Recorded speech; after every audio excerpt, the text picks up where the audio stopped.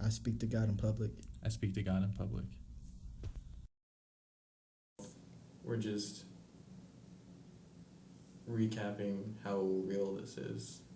In a short time span, all of this happened. Like, this is not made up. Shakespeare couldn't have written this, even though it's pretty much the makings of an ironic tragedy that he would write. There were also another number of different shootings that occurred recently, and you can touch on that. Yeah, so basically, I'm just gonna retouch on what Dallas said. Sunday evening, Jermaine Schofield, age 24, was shot to death in Baltimore City.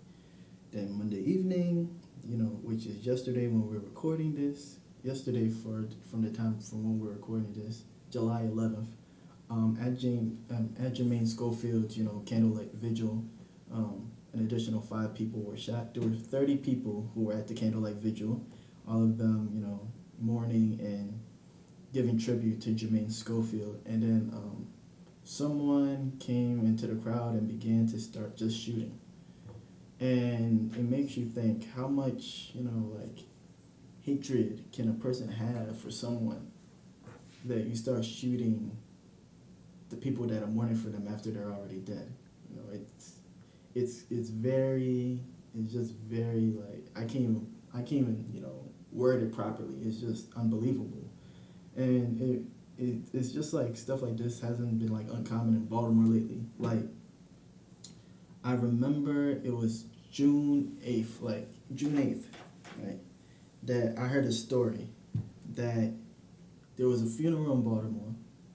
Someone by the name of, I forgot, his last name, I think Anthony Addison, right? Anthony Addison was killed. His last name was Addison. So Mr. Addison was killed. So at his funeral, they ended up having another shooting at Mr. Addison's funeral. And the shooting occurred between Mr. Addison's brother and his father. So after they laid Mr. Addison to rest in downtown Baltimore, there was a disagreement between Mr. Addison's brother and Mr. Addison's father. And the disagreement was so bad that, Mr. Addison's brother ended up shooting their father, like at, the reception after the funeral service. In essence, the son shot the father. Yeah, so the fact that you would shoot your own father in the first place is just bad enough, right? No matter how bad the disagreement, But the fact that you would do it at your brother's funeral, and your brother was also a victim of gun violence. Your brother was killed by a gun. Your brother was killed by a gun, and you're about to kill your own father with a gun just a few days after your brother got killed. This cycle of violence is just, it's nonsensical, and there's a lot of issues within our community that really need to be discussed. And I personally feel like the main thing that really needs to be discussed is just like how we deal with our emotions. What we have here is a generation of men who are hyper emotional, and because they don't know how to deal with their emotions, they just end up going left. To the extreme. It's like at an instant. Right. So what you end up having is like a hyper masculine orientation to try to offset, this emotional, disparity that's present within their beings. And it just results in like a lot of just pain and suffering for a lot of people. It causes fear for just random, regular people in the city that they live in, because it's like you just have random shootings in Baltimore all the time, and it gets to the point where everyone nowadays is like, when you say goodbye to somebody, you don't say "I see you later." Everyone just says "be safe." It's kind of crazy. Like when dirt bike rider Chino, he got shot in the head like some months ago. When he got shot in the head, he was just sitting in his car, minding his own business in front of his mother's house. And then what got me was people were saying, well, he should have never been sitting in his car. it's kind of messed up that we're blaming someone for doing something completely normal, like sitting in their car in front of their mother's house. You know, that shouldn't be a thing. People shouldn't be like, oh, you shouldn't have been sitting in your car. That should be something that should be completely okay, without worrying about any repercussions of, and not even repercussions. In Chino's case, he didn't even have beef. It just seems random. So they shot Chino like some months ago. Then they killed Lil Scooter after a charity basketball game for peace some weeks ago. And just recently, like about a week ago,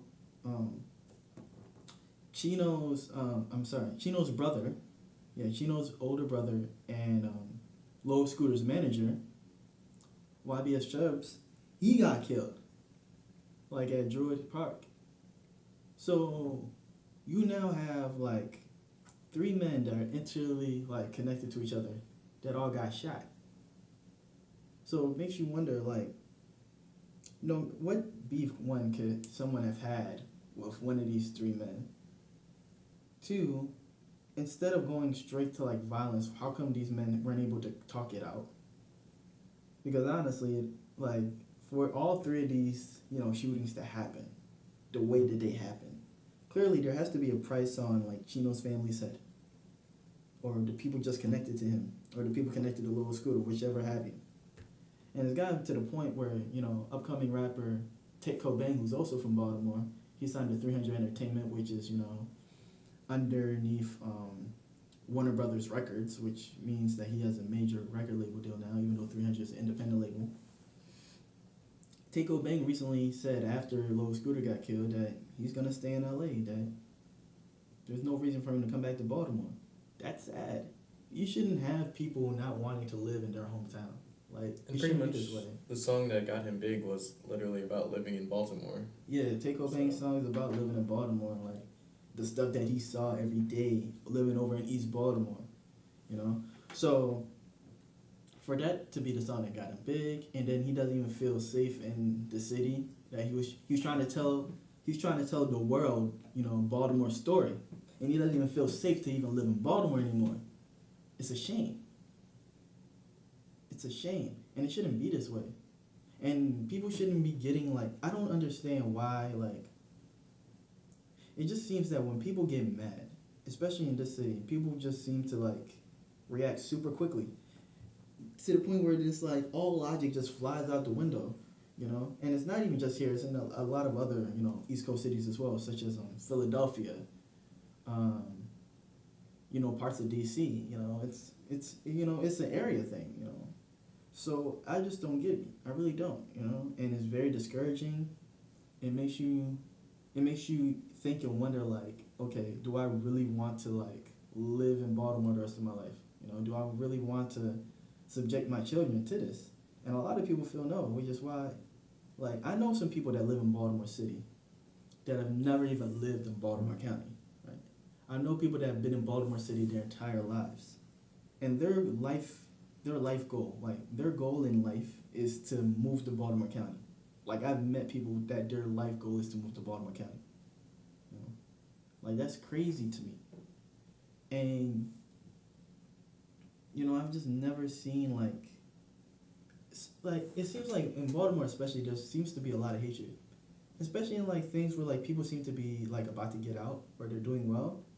People just end up getting killed. Like, Lil Scooter, G-Rock. There are other names, too, that just aren't coming off the top of my head right now. Well, in other cities, like, you look at, like, LA and all these other places, the reason why they have, like, flourishing, like,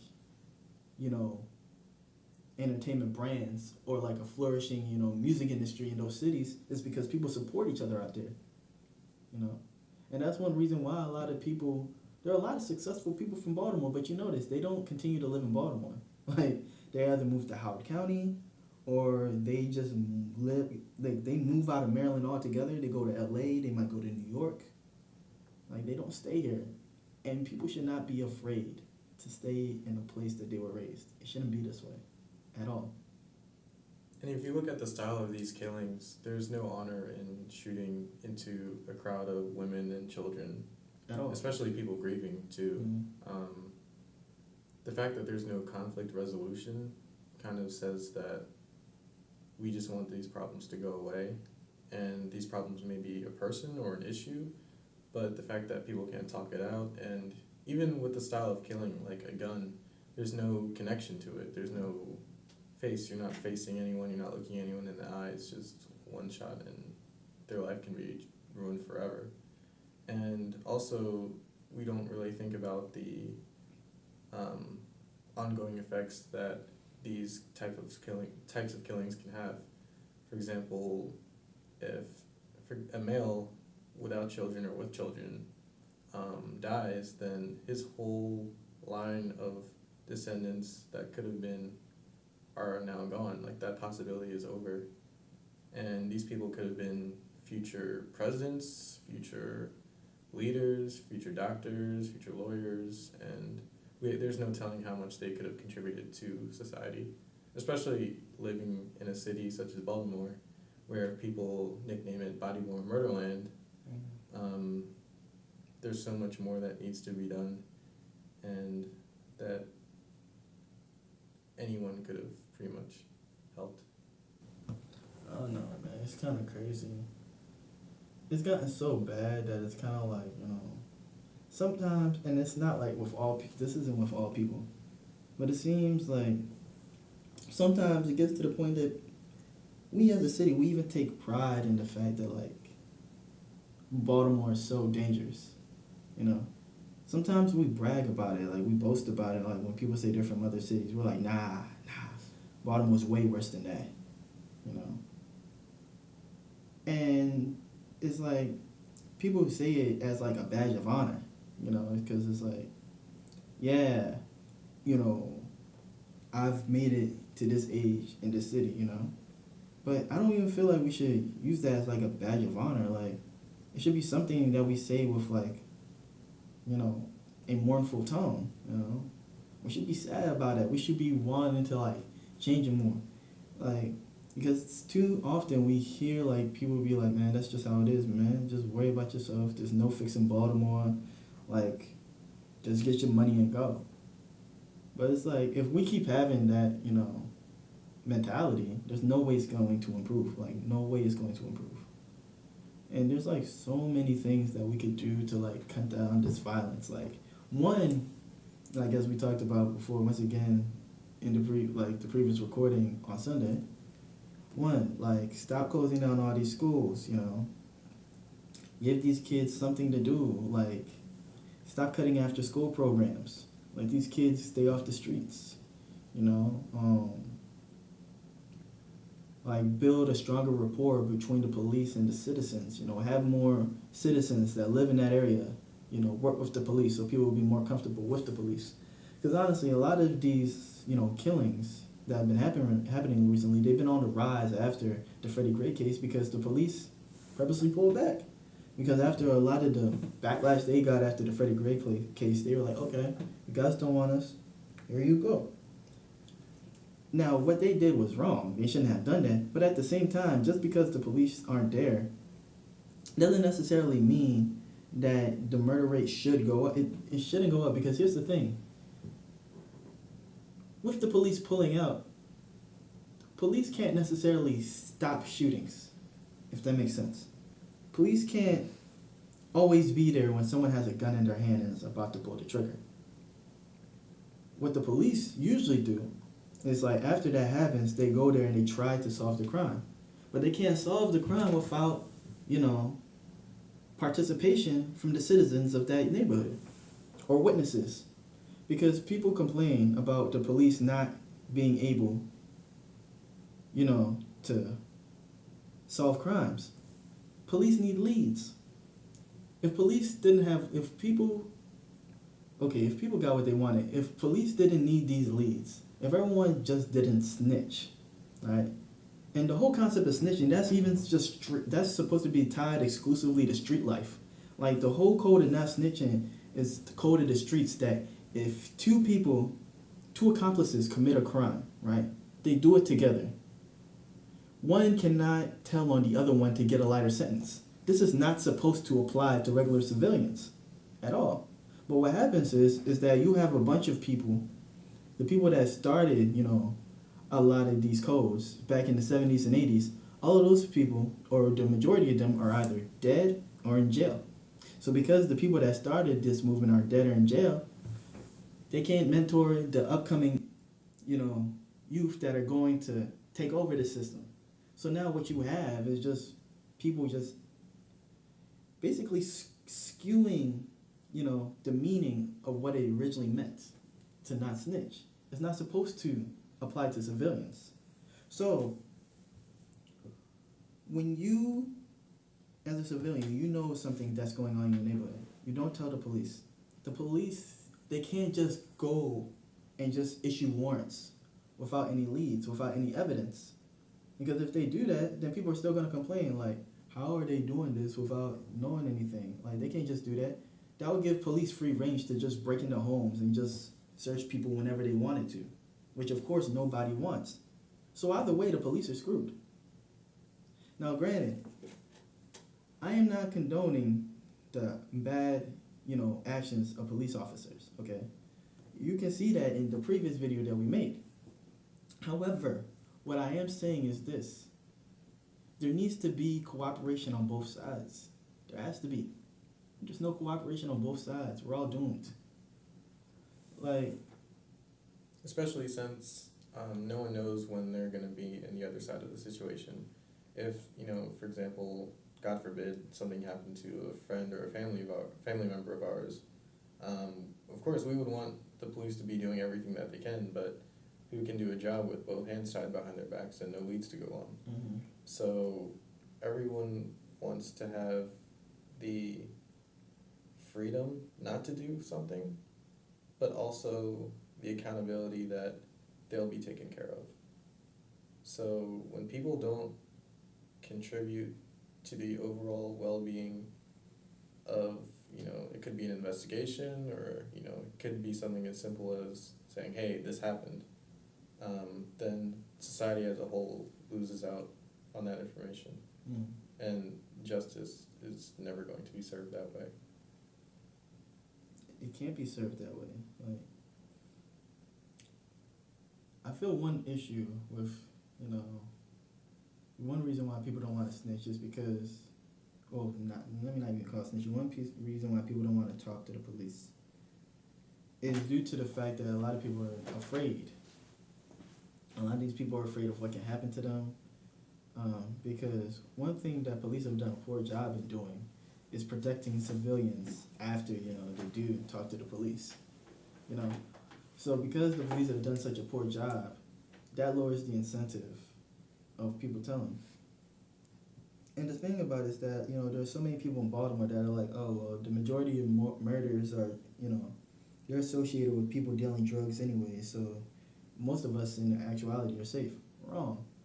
Stray bullets are a very real thing. And you don't know where they're coming from, but they can hit you anytime. Not only that, like, forget about just stray bullets in general. Like, in 2015, when you actually look at a lot of those murders, the vast majority of the people that were killed in 2015, which was, like, the worst year in terms of murder rate in Baltimore history, the amount of people that were killed in 2015, the vast majority of them didn't have previous, like, drug charges. A lot of these murders were, like, very random. I know of a person that works with my friend's parents that got killed. Just like 2 years ago, a surgeon that my mom worked with got killed. Randomly in Baltimore. So it's just like, man, like, we gotta stop making excuses for this stuff, man. Like, we have to try to come together, pull together, and make a change, man. And it's just crazy that, like, the more and more this stuff happens, the more and more discouraged it seems that people are to make a change, because we start giving up and we start saying, like, man, it's just gonna be like this anyway. But we can't have this defeated attitude, man. We gotta try. Like, we really do have to try. As someone that has lived in Baltimore City, and who has grown up, in the city, and has some family members there. Like, I I really want change. You know, I really do want change. I believe it's possible, but we have to pull together to do it. You know. And a lot of what you said earlier also stems off of the idea of manhood. Mm-hmm. And you were talking about, hyper Masculinity. hypermasculinity, for example. Um, this also kind of changes what our generation thinks about manhood compared to previous generations.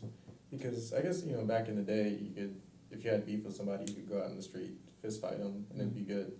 But now, with gunshots and gun violence and even stray bullets and, point blank shootings, it's pretty much cowardice because it takes no effort, it takes no,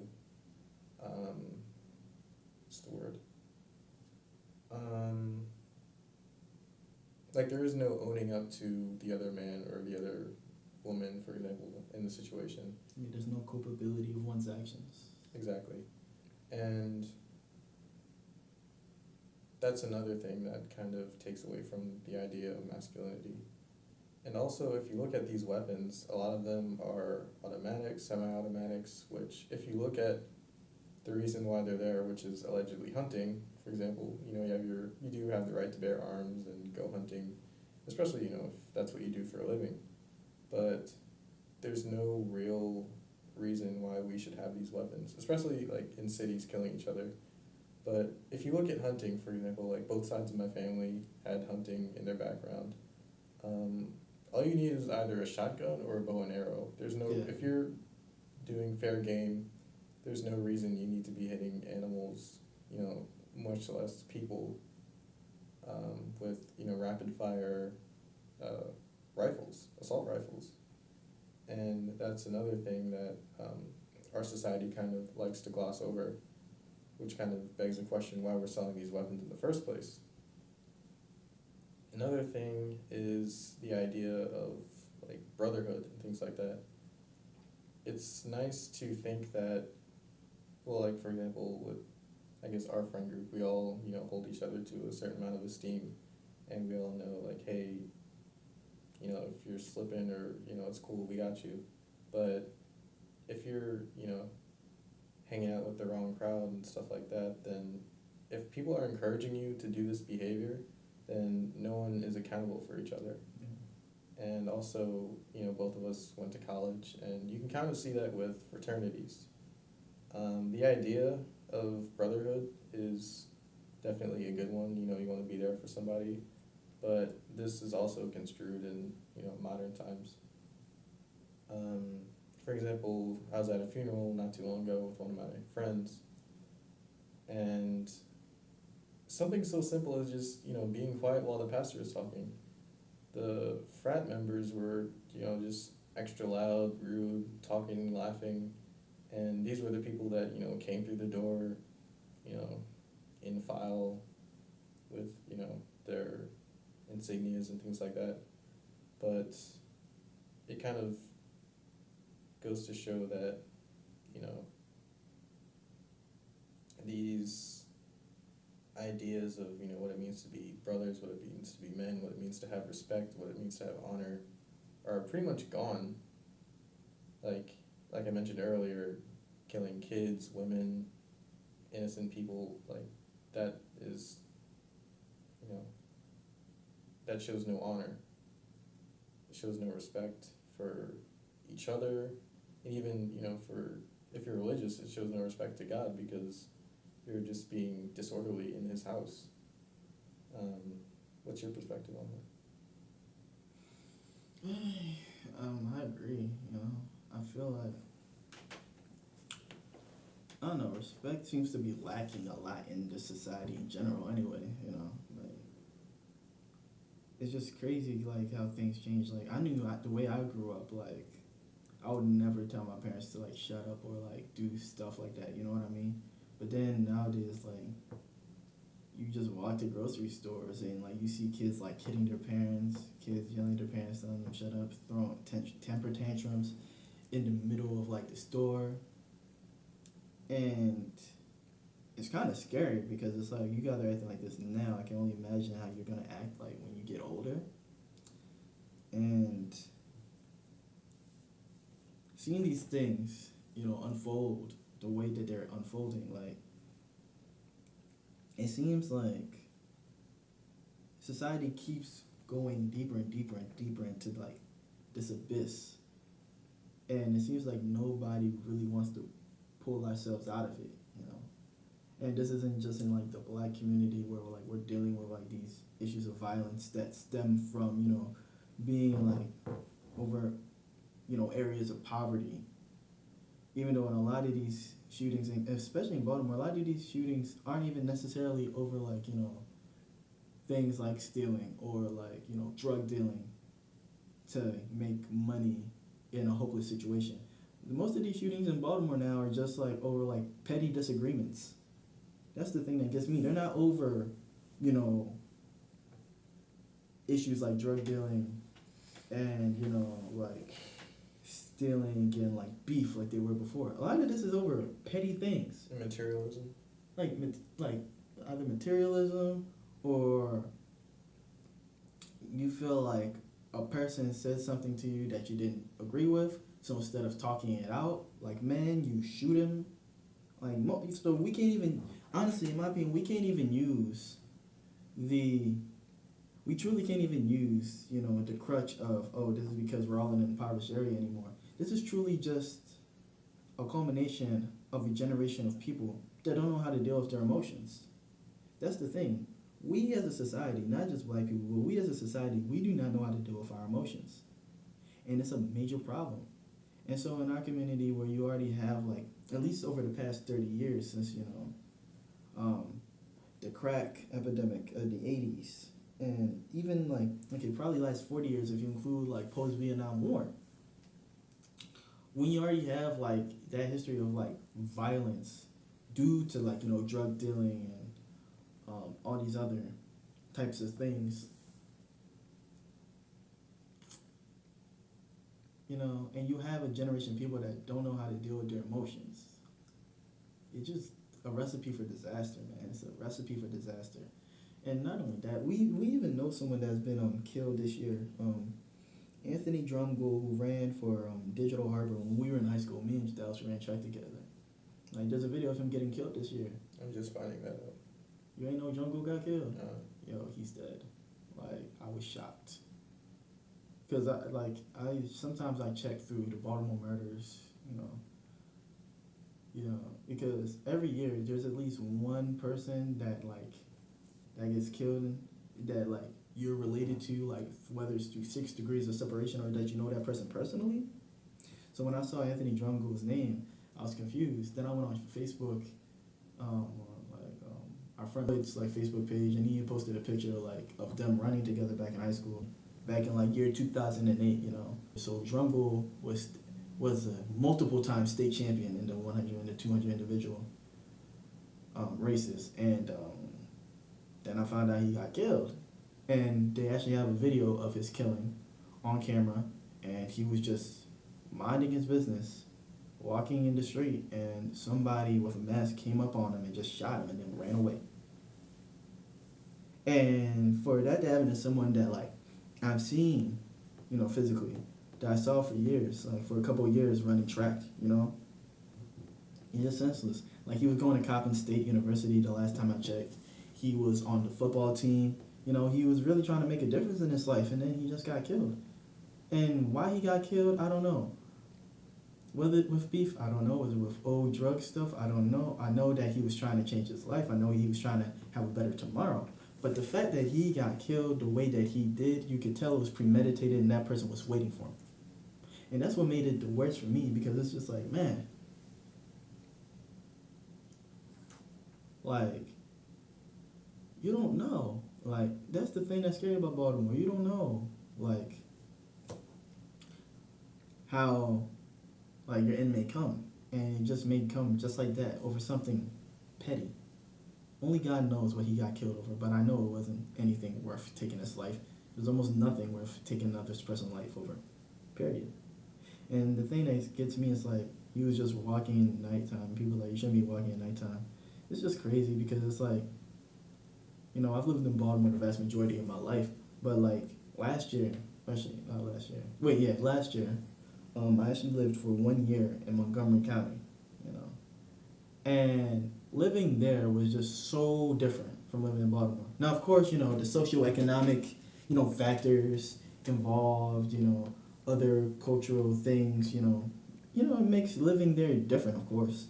But at the same time, I just found it blew my mind because living in Baltimore for over 20 years, it blew my mind how people would take their dogs for walks in the middle of the night, would just be jogging at like 1 or 2 a.m., not worried about anything.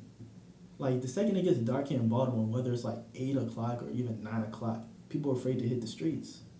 It shouldn't be that way. It should not be that way, man. And we shouldn't be finding excuses to like justify this, man.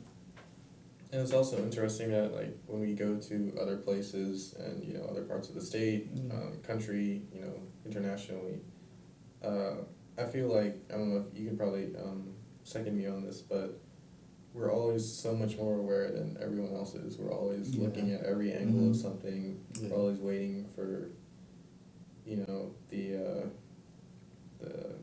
cross to happen. You know, the double cross. You're waiting for. You're always looking around to see someone's like either trying to rob you, attack you, and it's not like a fear thing. It's more just of an awareness that I've noticed that you know people from Baltimore naturally have. Yeah. And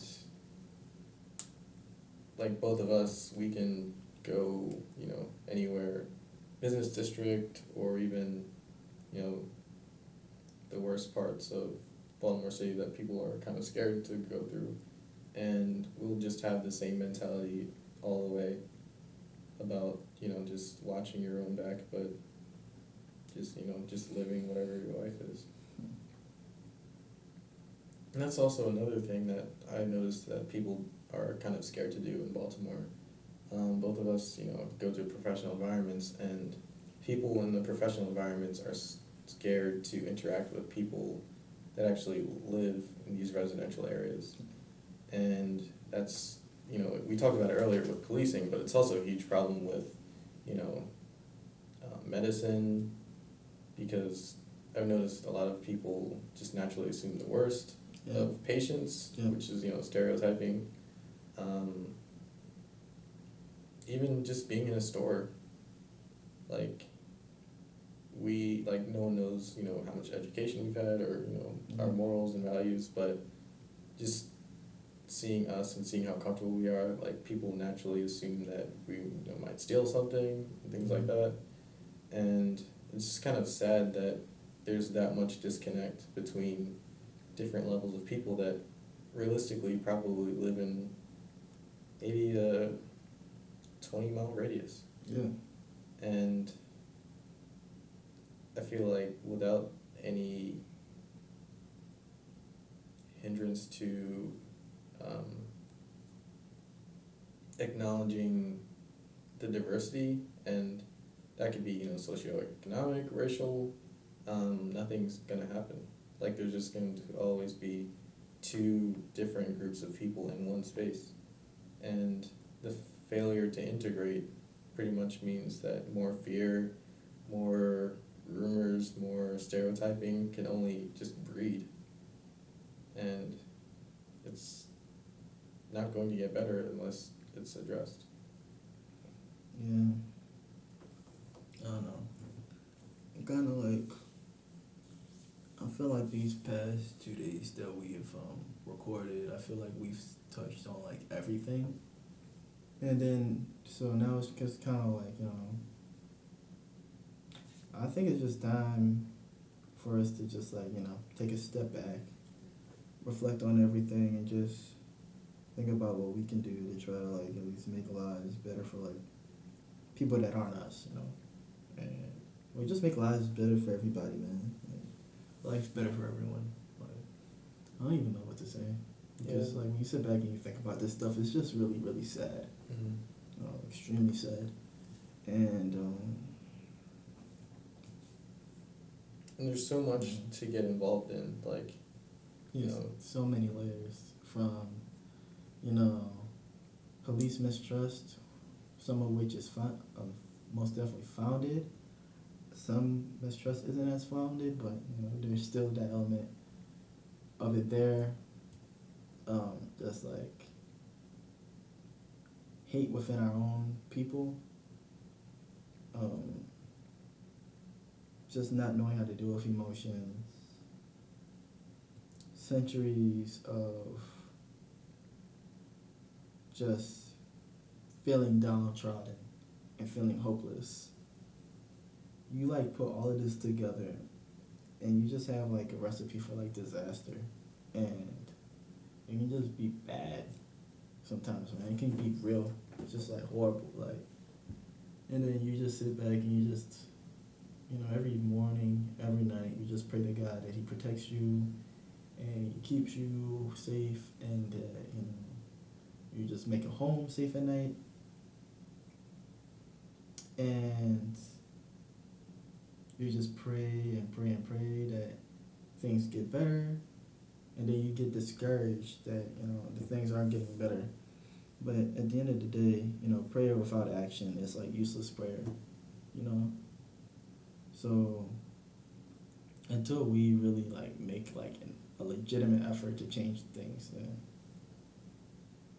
it's just gonna stay this way, So that's when it's up to like us to like really make an effort to like push things forward, So if you're watching this video, like just think of ways to like help, whether it's you volunteer, call up your congressman, I know my representative is Elijah Cummings. I've contacted him before in the past. And I have as well. Like 95% of the time he's busy, and that can also be discouraging because it's like they're supposed to be working for us, but what's really being changed, Elijah Cummings has been a representative for like years upon years upon years, so I know it's a controversial statement, but at the same time, it's like, I feel like the voices of the people need to be heard even more. And even with Elijah Cummings and other representatives, needing to be more perceptive of like what's going on in the areas that they represent, it also needs to be said that like there's only so much that they can do if the inhabitants of those areas don't care as much. You know what I mean? There's only so much they can do. So yeah, man, that's all I gotta say. That's really all I gotta say. What does that man have to gain if he gains the world and loses his soul? There's so many lists out there. There's so many ways you can get involved. There's charities, like I myself volunteer as often as I can in anywhere, city, county, DC. People actually do need help. And both of us are coming from a place of love and understanding, Mm-hmm. in saying that we genuinely want better for our people. This isn't meant to be condescending. It's not meant to be demeaning.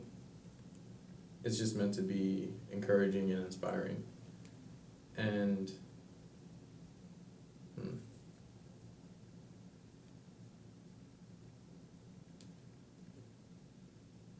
we understand, like we get it, things are hard. I have, family and friends that teach, and they talk about kids coming in, without bathing, without food, and people are genuinely struggling. It's real. And we get it, things are hard, and some conflicts, some problems just can't be handled, I guess the stereotypically peaceful, nonviolent way. Mm-hmm. Like we get it, some things do escalate, some problems do require, I guess you can say, a certain amount of confrontation in different environments. So just put yourself in other people's shoes and try to understand where they're coming from, how they're living. Yeah. Because sometimes you never truly know. Yeah. As far as that goes, I would genuinely say with shootings, definitely there needs to be more legislation, Mm-hmm. and just think outside of the box. Maybe people do need to, like rough it out for a little bit. So, we can have sports clubs with like people who race each other, or, there's mixed martial arts, which is a legitimate reason you can fight, you can spar. Throw some gloves on and just have at it, with, rules, of course. Just blow off some steam. We need to put more energy into being creative, being just distracted, because you never know what people are going through. Abuse, hard times, hunger, and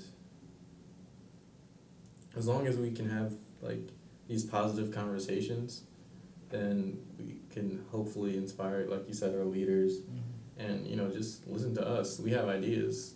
We're living in these places. We're working in these places. We mean it. Be blessed.